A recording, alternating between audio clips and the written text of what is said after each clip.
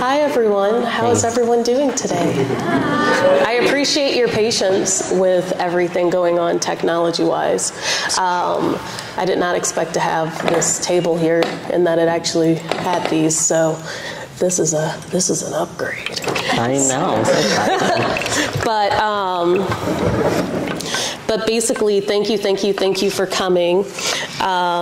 This is our reflection on the DE&I reflection of success in tabletop gaming and failures. But I do just want to also mention that it will be kind of connecting to any type of gaming. It will be connected to RPGs and how everyone wants to view it. So we can go ahead and we can get started with introductions. And that's where the hi. All right, so this is going to be kind of our agenda. I am not going to sit here and talk to you all day long, and neither are our lovely additions and panelists and wonderful people I have up here. My workshops are usually very engaging, very active, because all of you have a voice, and I want to make sure that you are all heard in this safe space. So what is going to happen? You belong here today. That's the main thing I want to be able to say, is that all of you belong here. We are going to start with introductions. We are going to do what is DE&I and why it is important, and then the successes and failures in the tabletop community. That's kind of the agenda we're going to go. There is going to be a question and answer. However, throughout everything, there will be kind of questions and answers. So, hello. How are you? All right. So we're going to do some expectations and norms. So expectations. Okay, this is actually a lot better. Hello? Yes, please. How wonderful that you are to bring this adapter to me. Surprise, it's improv karaoke. Yeah. Yay! And I'm not sure if the projector is working. It once was on, but now it's not even on anymore. I cannot wait for this chorus. I'd say you have to sing the rest of it. Yes. Hello to DEI.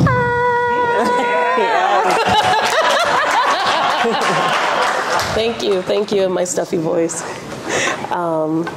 But yes, I appreciate you so much.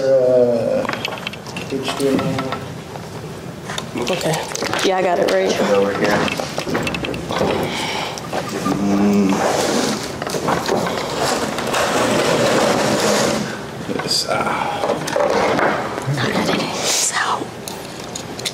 We're not editing this out.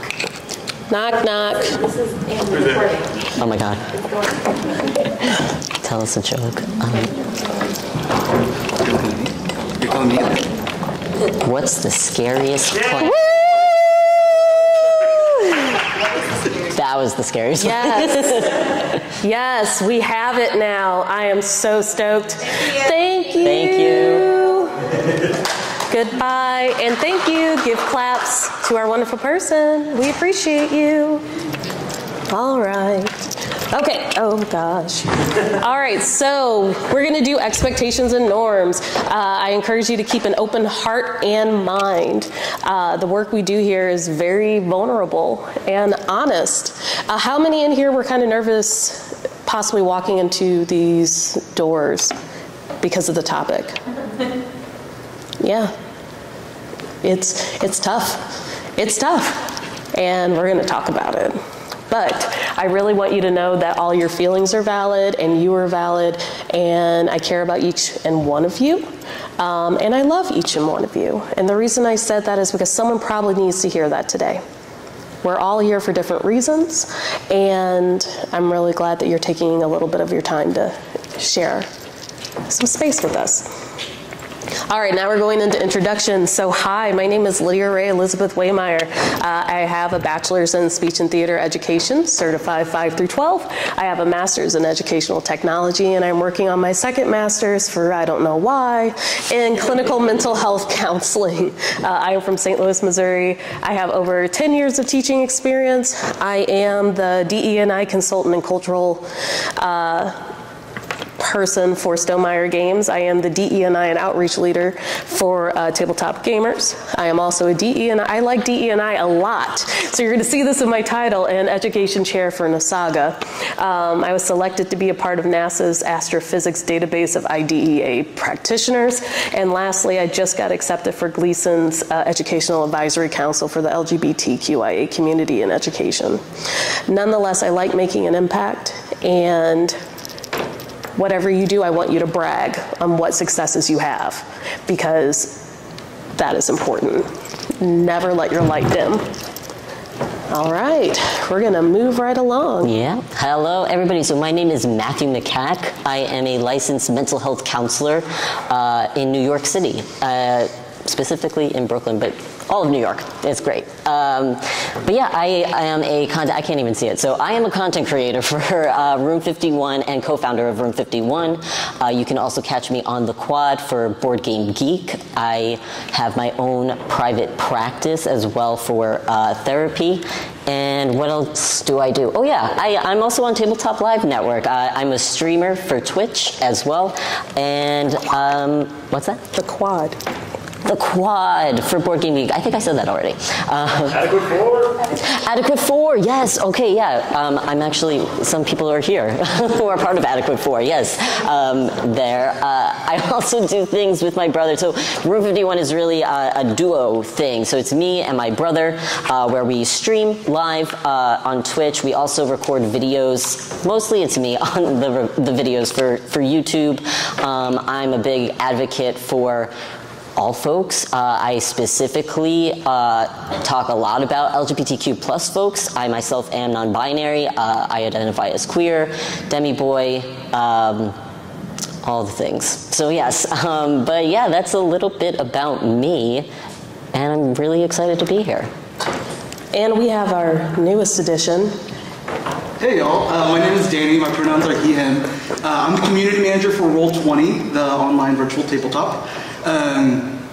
Before Tabletop, I worked 10 years in public health in a corporate and health and wellness setting. So I'll bring some of that experience in a corporate setting versus being full-time in the tabletop industry. I'm also a writer, an author, and a designer in tabletop RPGs. And what else did I put on there? You put on there 8+ years of community management. Yeah, 8+ years just through my own personal social media following. I'm chronically online. I'm an elder millennial that just stays online and knows too many things about too many people. But I try to talk about a lot, be as public as I can be, because being visible in a space where you might not see yourself can be kind of scary. So I try to be as outwardly vocal about both the successes and failures. I love the title of this panel. I was a last-minute addition just today. Thanks, Lydia. You're welcome. Yeah, and I also, across my social media followings, I have amassed a random amount of followers just because I think we need more people to be honest about how things could look from a different light. So I encourage you to open your heart up. I know some of these topics can be rough. There's no really wrong or right here. There's no moral ground when we talk. So if you have questions, yell them out. And yeah, thanks for inviting me to be on this panel. You're welcome. I felt like I had to sit down too, you know, and also move closer to my buddies. All right, so before we get into it, we're going to talk about what DE&I stands for. I'm going to open it up. What does DE&I stand for? We got our lovely person in the front, and then we'll go into the back, and there you go. All of it? Yeah. Diversity, equity, and inclusion. Okay. Awesome. Who wants to tag along with it? What does DE&I stand for? There's a silent B for belonging. Oh. And a gosh. So you were for the DE&I B. Wasn't it DIBS for a while? Like the acronym changes often. I think DEI stuck, but there was DIBS, there's DREI for diversity, racial equity, and inclusion. Like, there's a lot of acronyms for it. Yes. What are your pronouns? She, her. Yes, ma'am. Yes. All right, lovely person in the back with the death metal shirt. Oh, thank you. Rock on. Big Brothers Big Sisters calls it JEDI, which I think is really cute. Justice, equity, diversity, inclusion. So there's a silent J in it. There we go. All right, we had others. Yes. Well, I think there was that conversation about the inclusion of A. Yes. Abilities. I think that I'll have questions about that too. But, yeah. No, of course. And we had other individuals. Okay. Oh, okay. So I'm glad that you all mentioned about the silent A, J, B, and the renaming of all the different letters, and because that's one of the biggest controversies in the DE&I community is how it's supposed to be, written. So there's the justice component, there's the racial inequity, there is the belonging, and then also the accessibility. So we're going to focus on the DE&I part because, as you said, it's diversity, equity, and inclusion, but that is something that we are also going to talk about with the silent J's and B's, and to see how does it all fit. Are we adding too much? Are we just being repetitive? And how it can relate to the tabletop community. So, as you said, diversity, equity, and inclusion. I have to go ahead and mention some of the definitions and meanings because it is very important to know. These are just the textbook ones. Everyone's versions of diversity, equity, and inclusion vary in this room. It can be based on if you're a content creator. It can be based on your experiences in the community that you live in. It's all very different, but these are the textbook definitions. So diversity is a range of human differences, including but not limited to race, ethnicity, gender, gender identity, sexual orientation, age, social class, physical ability, religion, national origin, political beliefs, and a lot more. Hello. Equity. So equity is fair and just practices that ensure access, resources, and opportunities that are provided for all to succeed and grow. So I want you to all keep in mind, if I may do a little emphasis on things, that could be kind of a little buzzword to be like, all. Are we all here to succeed and grow? Is the tabletop community for all of us? What were the issues? So I may tag along with that. Inclusion, involvement, empowerment, where the inherent worth and dignity of all people are recognized. So, how do we feel about these definitions and meanings? For me specifically, I think it's a lot to try to process, not just for yourself, but to be able to explain to other people. So if you ever run into the issue, I like to use the grocery store metaphor. So diversity is like, okay, we have a whole bunch of fruits at the front of the store. People come in and they see the fruits, they can buy the fruits. But then we want to be inclusive to the veggies too, because veggies are also important. So now we are diverse and inclusive to veggies and the veggies and the fruits. But then maybe the veggies are still in the back of the grocery store. So to make sure that the equity is fine, we need to pull up the veggies. We might need to do a sale or talk about them more. So that's kind of a little cute little metaphor for y'all to take and think about when it comes to like how you see things. Not to boil down our human existence to these concepts of words or a silly metaphor, but that's kind of a quick way to explain to someone that's like, oh, I don't even get diversity. Why are we worried about that? Because you like vegetables and you also want them to get some love too. So just throwing my little nugget out there. No, I appreciate that. Has anyone else comprehended DE&I in different ways compared to these textbook definitions? Specifically diversity, when I talk to some people and when I'm like, time is limited, one of the phrases I like to use is like, those of us with different walks of life, just to kind of include variations of like identity, bringing up, location, beliefs. Nice. I appreciate you sharing that. So keep those in mind as you are listening to this and going through this presentation, because I'm going to share this a lot. We all have different lenses. We all have different experiences, and how we approach this is always different. So we always have to mention about the misconceptions of DE&I. So one of the misconceptions is that it benefits, I double type that, minority groups. It only benefits minority groups. Diversity, equity, and inclusion are all the same things. How many people have heard when they say that, oh yeah, we're diverse? Yeah, we live in a diverse community, and we have diverse people, so we do DE&I. We don't need the E. Why do we need the E? We have D and I. We're good. I did want to point out that, diversity and equity are both outcomes. Think of it in this way. If you have an individual that falls into a certain class, we have to be able to have the fair practices for it all. Those are outcomes. Inclusion is a noble goal, I'll call. What do you consider something that's noble?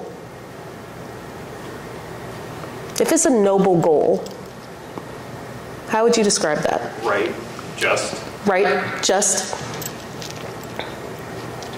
A value or baked into the culture? A value baked into the culture, absolutely. Can we also agree that a noble goal can also fail? It could be an attempt.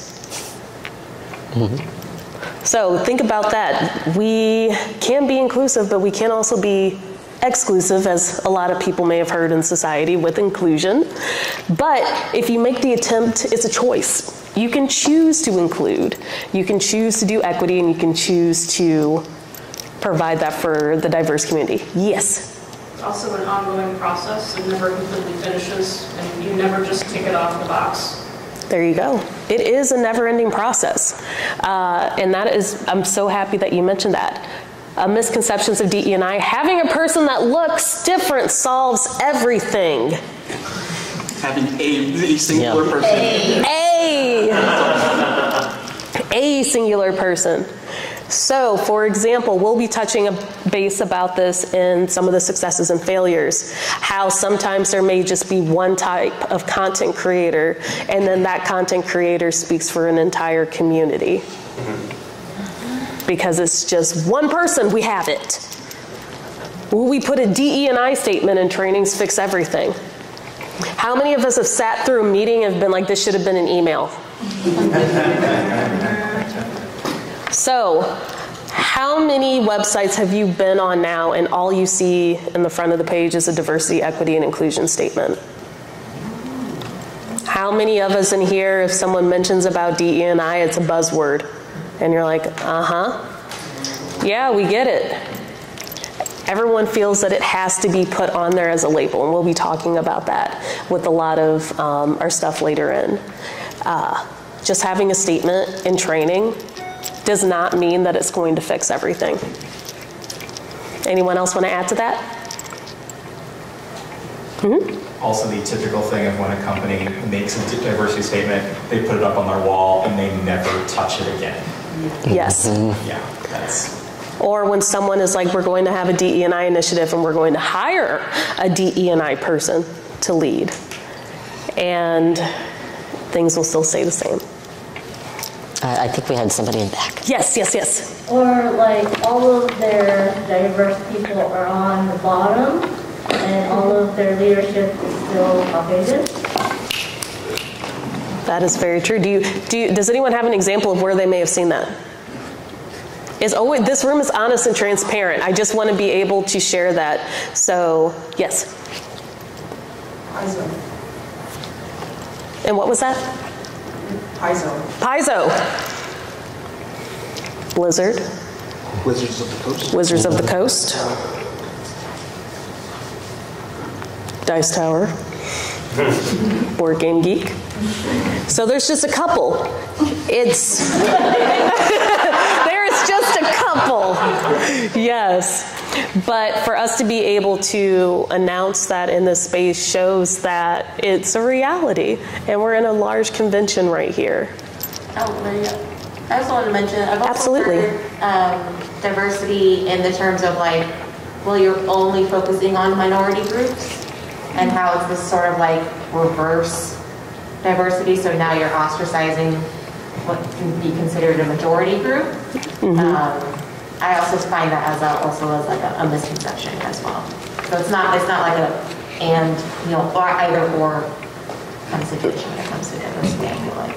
No, I appreciate that. Yeah, that's wild. To ostracize a majority group. Right. Yeah, no. Right? Yeah. But that statement is... And it happens a lot. It does hurt our head to kind of know that something that we're supposed to be fighting for all different types of groups, and it seems that we are indirectly and directly segregating them back into the areas where it doesn't make it equitable. Yes, my dear. And there are a lot, just to talk on hers, it's like when they think diversity, they think skin color. They don't think, like disabilities or like LGBTQ+, they're only thinking what's going to look good in a picture. And one of the reasons that skin color is probably one of the most targeted is because it's easy.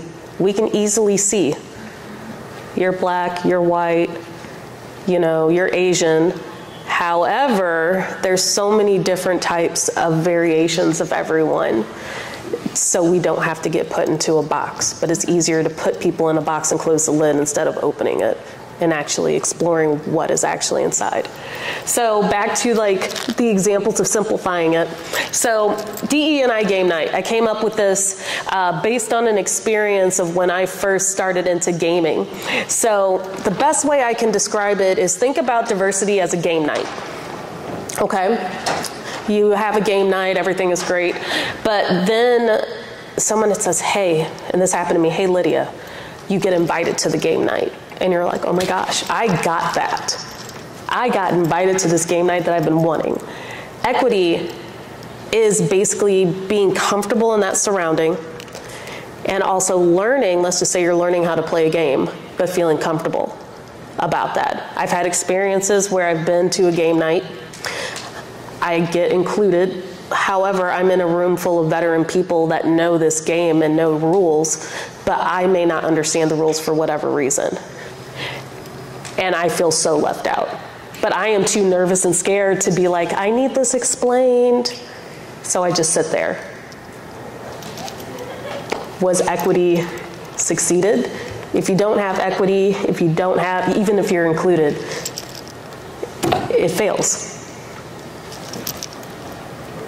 All right, we are moving right along. We are on successes and failures of DE&I in the tabletop gaming industry, community, however you would like. I always consider everyone that comes into my space family because we all come from different walks of life and we all have stories to tell. And we can still fight each other. And we can still fight each other. Fight to the death. So in a very, very nice way with hugs. Okay, when we describe successes, how does everyone in here view it? What is a success? Having fun. Having fun. A celebration. A celebration. All right. So this list is basically based on a couple of things that I've noticed in the industry when developing this presentation. And these are just examples. However, it's an endless list. So success is rule books. More publishers and more companies are being more aware of what they are putting in rule books. If you've noticed that instead of putting he, a lot of individuals are putting they, them, they are putting players. Because before it was isolating women, it was misgendering people. So a lot of rule books are now becoming more accommodating to the individual themselves. They are also encouraging cultural sensitivity. So I do a lot of cultural sensitivity readings with rule books to kind of see if it looks okay. Does it sound okay if there's any questioning? Board game covers. There are a lot more diverse board game covers. We are seeing more women. We are seeing more individuals in games that are described as non-binary. So I view that as a success too, that it's an attempt, it's a change to have what's being brought onto the table more representative of us. Has anyone went to Darrington Press to see Queens of Midnight? I have not gotten the game, but it sold out very quickly, but it'll be there tomorrow. It's a beautiful game with individual that's minority, very, very strong female, and it is all female characters. However, you can identify them however you want, which is a beautiful, beautiful thing. The Horizon program. So Gamma's Horizon program is, James, do you mind speaking a little bit about the Horizon program? Yeah, I'm on the committee. I'm not in the subcommittee of License Fellowship, but Gamma started a program of trying to be more inclusive and invite people that are brand new to the industry from more diverse backgrounds. Because we talked about it, where we enter that Gamma Expo, and sometimes it's very not diverse. You feel a little out of place. I did. And so I really like this Horizon program of actually trying to invite people in and then create, because they become successful in the board game industry, then they become a part of Gamma, and naturally then they really become more diverse. Been doing it for 2 years, where you apply almost as a scholarship, where you get paired up with a mentor in the tabletop industry, either a retailer that's helping you open up a game store, or a publisher that is helping you publish your first game, or me helping you get into distribution or something like that. They've been doing it for 2 years. They're taking applications for the 3rd year. I think it's still open. Yeah, it is still open. But it's it's been a great program. The first 2 years have been very successful. You still have the very difficult thing of it's hard to succeed in the tabletop industry, though. But you do get this opportunity to network. That's probably the most valuable thing that you get out of the program, is networking with all these industry professionals with 20 years in the industry, 15, anything like that. And yeah, it's been a very successful program, and they're only in year 3, so Gamma is trying to do things, but there's still a long way to go. And that's a great, thank you so much. So definitely applications are open. Tabletop gaming jobs. So as you know, there are a lot of individuals being hired for different tabletop industry jobs. There's very diverse individuals. And if I mention diverse, that means social economic status, race, everything of that nature. But it seems like there are more popping up. Everywhere I see, if you go to a tabletop gaming game site, has a job link, apply. Tables being more accessible. The accessibility topic is being up. I'm going to be presenting tomorrow, accessibility and inclusion. It is a new topic I'm going to be doing about how to become more accommodating to that. A lot of people are really focusing on that. Tables being more accessible, meaning more space. They're creating tables that have like an elevated level to have wheelchairs underneath them. And I feel like a year or 2 ago that wasn't an option. Women. We put that in parentheses, quotes. Women, quotes, whichever. I don't have a degree in English. The description and the talk of women in the board gaming industry, how there are more women designers coming out, there are more women tabletop groups for support, navigation, and how they can be a part of this community. So the talk of uplifting women is a very big topic. And lastly, DE&I committees. So, as James said, and several other people in here, a lot of individuals are very caring about DE&I, and so they're trying to do subcommittees, different committees in different areas. It can be in school, it can be in HR, it can be anywhere. But I've noticed a lot in every single convention with Gamma, Essen, Gen Con. I have not been to PAX, or if anyone else knows of any other conventions, there is some type of DE&I committee right front and center. Anyone else want to add any successes? I'll speak on the tabletop gaming jobs. It's become more accepted to not just list educational or experience. And if that's ever what's holding you back to a job, I would reach out to the job rec and ask them why this is necessary for the job. Because, like Lydia said, it's not just being a marginalized gender or a person of color, but socioeconomic background, educational background, all that gets tied into the hiring process. And implicit bias is a huge thing when it comes to hiring, whether it be your name or you didn't finish high school or whatever it might be. You shouldn't need to explain your situation to apply for a job that you know you're good at, that you know you could do a good job at. So being able to reach out to the hiring manager or to whoever put out that job rec, I encourage you to do it, even if you don't think you have the experience or the background. Ask them why. And if they don't know why, hopefully they'll figure out why. But you'll start seeing, hopefully, more jobs not requiring the 5 to 7 years of experience, because what does that even mean nowadays? And also about the implicit bias, like there's a lot of anonymous resume reading now, where we don't look at the name, so we don't have this implicit bias of I'm already going to judge someone by reading their name.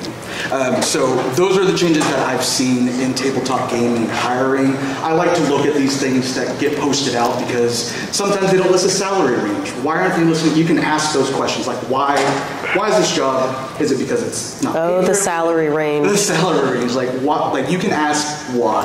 So I encourage you guys to, if you are looking to get into tabletop gaming and you don't feel like you have enough information, ask. You can ask the hiring manager. I'd actually like to add to that. I just said thank you. Keep going. You're welcome. No, yes, thank you, Tanny. But yes, no, to add to that, as we're talking about the successes, there's nuance to these successes where sometimes there are failures within the success. And something that you even mentioned, and this is where things get kind of complicated with the implicit bias, right? Where it's like, okay, we're not going to look at the name or anything because we want to see your credentials. But if we think about equity, do folks know what the difference is between equality and equity? Yeah. Yeah. Equality is you give everybody the same thing. Equity, you give them what they need. So if you have somebody that's a tall person, a medium-sized person, a small person, trying to do like a game out and there's a fence in the way, equality would be giving everybody one crate. Well, the tall guy doesn't need it because he can already see over the fence. The medium guy maybe only needs one crate, and the shorter guy needs two, and then they can all see over the fence. That's beautiful. Thank you. Yeah. Exactly, right? So it goes further into it, where equity is like the actionable stuff that you do. You take into account folks' backgrounds and certain deficits that might have caused them to not get to where they need to be, or might not have the experience because of X, Y, and Z, because of their identities.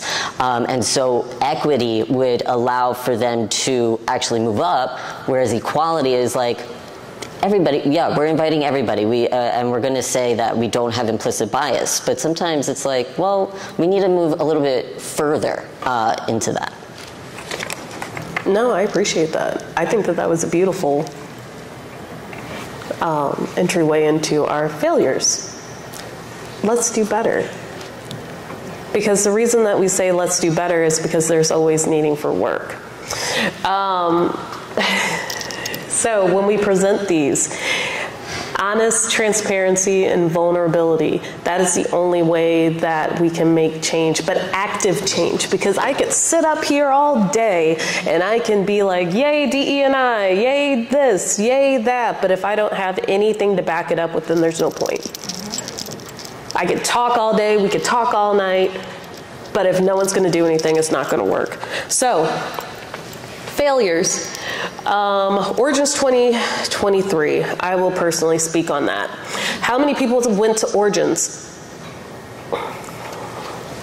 Okay, so Origins usually takes place in June and is at the Columbus, Ohio Center. And one of the issues that I noticed was that they got rid of the accessibility line. So everyone was in the same line. And unfortunately, the volunteers just knew about that this line was gone.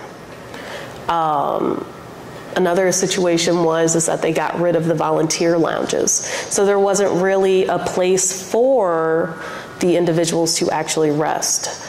But going back to the accessibility line, there were several people in the line that had devices to help them stand, to walk, and several individuals with wheelchairs that were not even able to get the proper treatment that they needed and had to stay in those lines while people who had the preferred badges kind of crossed over them. And with Gamma making the changes for the organization in Origins to have that they are being exclusive and equitable to every single individual, it was not being accessible to those individuals that needed it. Plus the fact of eliminating the volunteer lounges where they were, thank you computer for shutting down every time. They were doing that. It was very unfortunate. And it was something that needed to do better. And lastly, it was very, very sad. There were several times I needed to help someone in the event center, and I had to be escorted by police to be able to even get in there.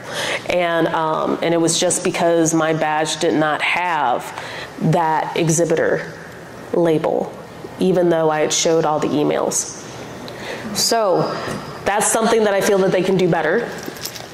We have political involvement. Political involvement, if you were on the wonderful site that now has an X, I do miss that blue little bird very, very deeply. I don't know if you've noticed a lot in the gaming industry. They are, have a good day, sir. I'm sorry, I have to go on an event. Oh, no, you're fine. I appreciate you.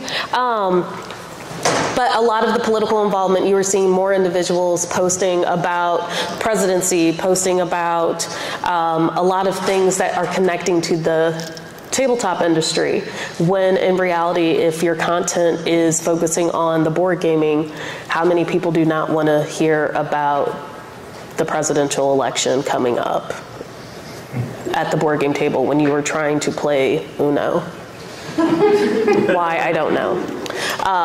And when I go through these failures, please, anyone can pop in afterwards for that. Lack of DE&I awareness. So, hey, we're at this topic right now. There are several times where I've walked through the floor and I've introduced myself and they had said, what is DE&I? But I said, you have a statement on your website that says it. Or I had someone today, oh, I don't care about acronyms. I don't care about this acronym. Explain it to me. And it was a publisher that I really highly respected, which is fine. But that's why we just need to have more of the awareness, because it's like, why are you going to put, which we'll talk about in a little bit, statements? Why are you putting statements and labels on things when you don't understand the letters? Wasn't the actual phrase, I don't like acronyms because they're too long? Yes, I don't like acronyms because they're too long. And the individual would have been represented in a marginalized community. So that was very interesting. Continued financial burdens as a speaker. So as you know, a lot of people in the tabletop industry, they've worked hard to get their funding. You know, some of them have, some of them haven't. And that's just a situation that we can't fix, you know, because they've gotten to the position, that's just how it is. But it's like having a pizza party at work when really you just need an increase in wages. Everyone wants a pizza party. We don't want a pizza party. We want to be able to have the opportunity to come and present and have our time. A badge is not enough. There have been many people that, you know, you would have to volunteer and you have to work to be able to get your room covered. Yet the person that is coming and making influential decisions is only allowed a badge when there's tons of money going into a convention.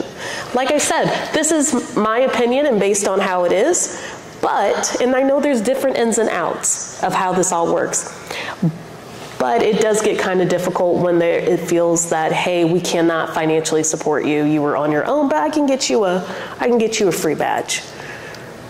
I'm like, okay, I could have paid for that badge, but I have to travel 5 hours and spend $400 for a ticket and $1,000 for a room and all of that.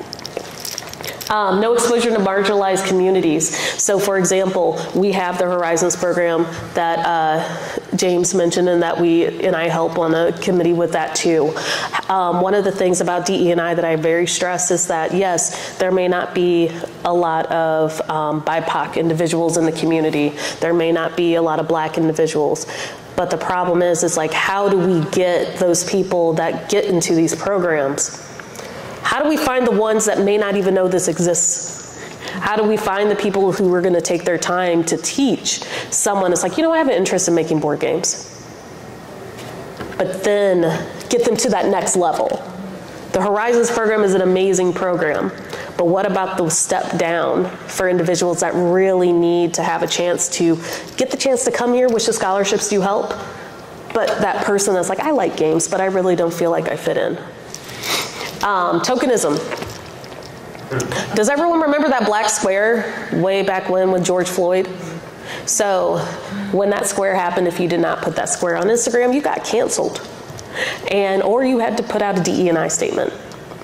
But you probably saw the rise of different tokenisms. So for example, like our family plays games.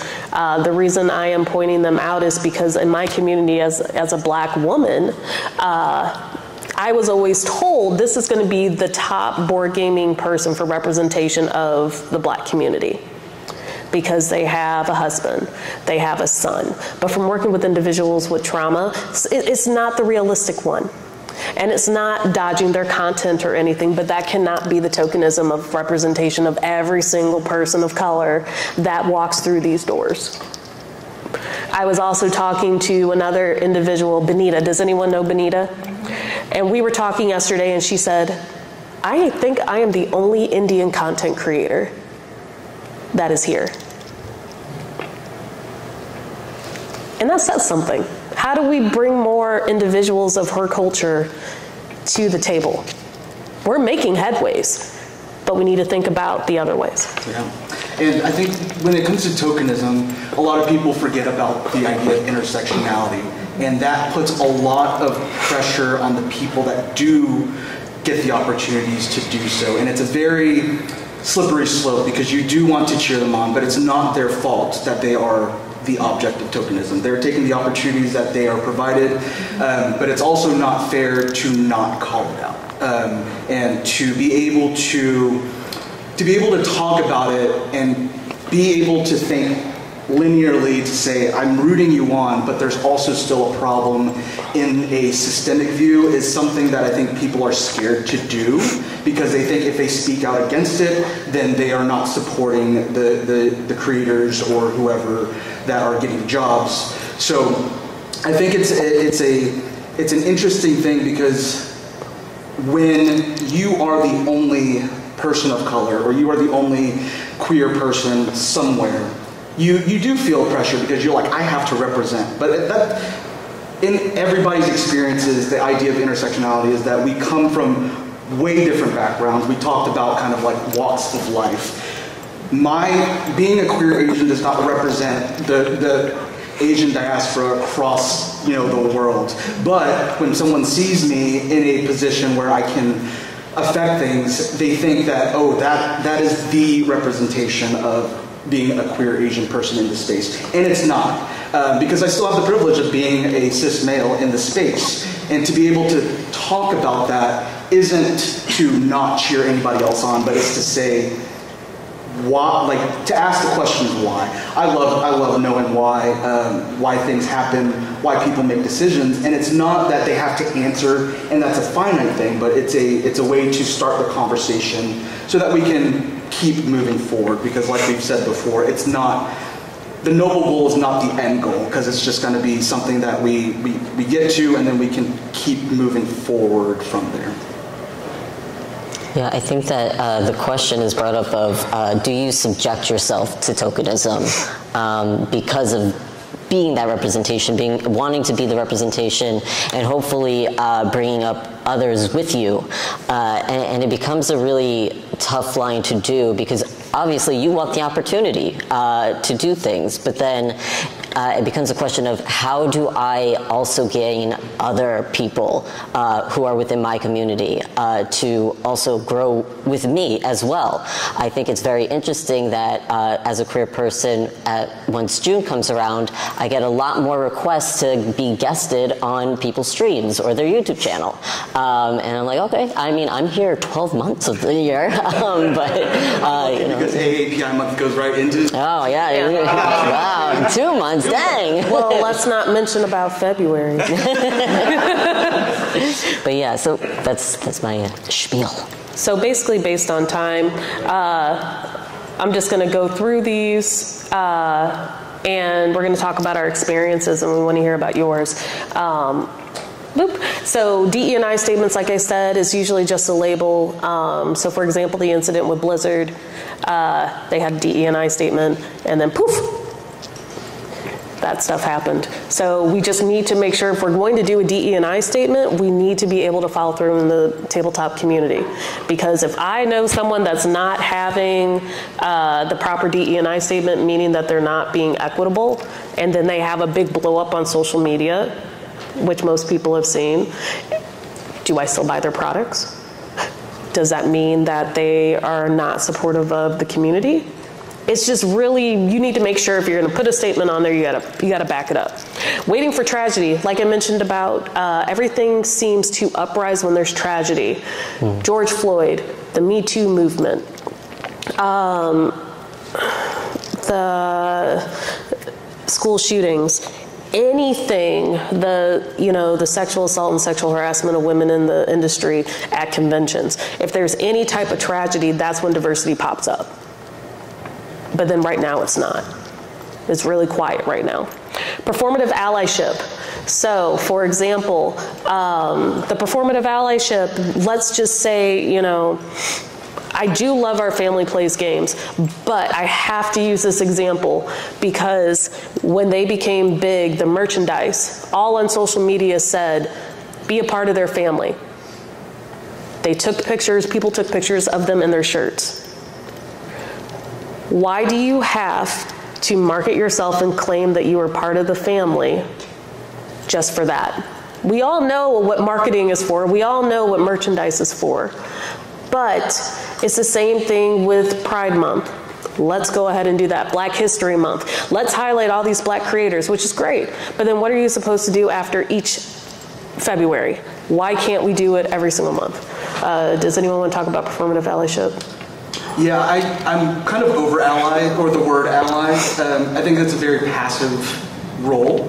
So whenever anybody's like, oh, I'm a gay ally, I'm like, well, we need more accomplices. We need y'all like next to us while we're marching, not just tweeting about it, or like we need y'all to be able to speak up when you see something wrong. So I like when people are more accomplices and they at least try to. Not everybody has the ability to be able to speak up in the moment or whatever it might be, but to have the backing of a larger community is definitely a larger community that is active rather than passive is a very powerful thing. And just don't donate money to an organization just because they're either queer or black for that particular month and just think that that is just enough. Oh, and post the receipts too. And post some receipts. All right. So we're going to go ahead and we're going to do our experiences, and then that's really us wrapping it all up to kind of hear whatever else that you all would like to share. So Matthew, go ahead and share about your successes and failures of DE&I. Sure, yeah. So before I tell the story, I want to say that this is not to cause any sort of like malice towards the channel itself, but so I mentioned in the beginning like what I've been part of and everything. Up until recently, I was also part of the Dice Tower. Who's familiar with the Dice Tower channel? Never heard of it. Never heard of it? Okay, so weird. So The Dice Tower kind of goes into what I was talking about a little bit earlier with the equality versus equity. I was on the channel. I ran a segment called Teach the Teach, where I taught folks how to teach board games. And it was doing fine, getting the same numbers and everything. June 1st hits, funny enough, and I received an email that my segment is going to be canceled. Well, not going to be, it is canceled. So I wasn't given a warning or anything like that. I wasn't given a phone call. And it was just like, you're done. And so at first I was devastated, and because I really loved being part of the Dice Tower and creating content for them. The issue I had with also being let go was, number one, I was already a token, right? Because I don't really know very many other queer folks that are on the Dice Tower currently, if there are any, at least not ones that are out. And when I was let go from the Dice Tower, it felt like there was a huge issue of unawareness, because you're doing it during a time, well, one, it's Pride Month, two, trans people are literally dying right now. They're being killed, and policies are here to take away our rights. And you went ahead and had your only trans/non-binary individual and said, your show is over. And it's like, but why was my show cut and not all these other cis hetero white male folks? And so it hurt in a way where it's like, this didn't, you have this DE&I, you have this statement, our channel is about board games and the people who play them. It's not about the people who play them. It's strictly about board games, and it is about the, like, 4 people that we see who are, for the most part, again, like white cis, hetero men, with a couple of women. And it feels like performative allyship. So I was disappointed in that. Okay. I'm going to skip over, I just wanted to show this adorable. Don't forget to eat your lunch and make some trouble. Make sure you eat today. I'm going to skip over myself because I want to make sure that my 2 lovely friends up here have their voices heard. For me, success is being able to work in the tabletop space and be able to work with both publishers and creators. Successes I've seen is that I'm able to effectively reach more people that need to be pulled up.